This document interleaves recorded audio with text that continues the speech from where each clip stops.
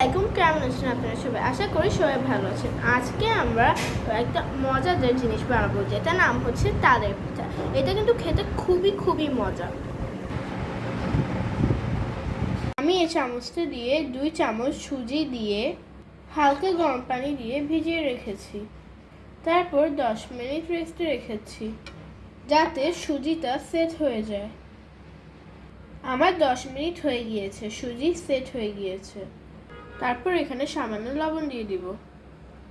সুজি যে চামচটা দিয়ে নিয়েছি, এই চামচটা দিয়ে সুজির থেকে ডাবল ময়দা এখানে দিতে হবে। তো আমি এখানে 4 চামচ ময়দা দিয়েছি। তারপর ভালো করে নাড়াতে হবে, যেরকম আমি করছি। তারপর এখানে আমি তালের রস বের করে রেখেছিলাম। এবার অল্প অল্প করে মিশিয়ে নিতে হবে। পরিমাণ মতো চিনি দিতে হবে। তারপর আস্তে আস্তে নাড়াতে হবে। মাথায় রাখতে হবে ব্যাটারটা কিন্তু অনেক ঘন হতে হবে। আধা ঘন্টার জন্য রেস্টে রেখে দিতে হবে। ঘন্টার পর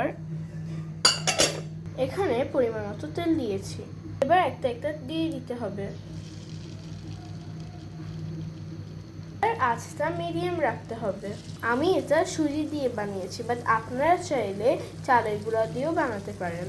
দেখেন কি সুন্দর ফুলিয়ে উঠেছে। এবার এটা ব্রাউন হওয়ার পর্যন্ত ভাজতে হবে। আলহামদুলিল্লাহ, আমার ভাজা হয়ে গিয়েছে। তালের পিঠা আমার রেডি। দেখেন দেখতে কত ক্রিস্পি।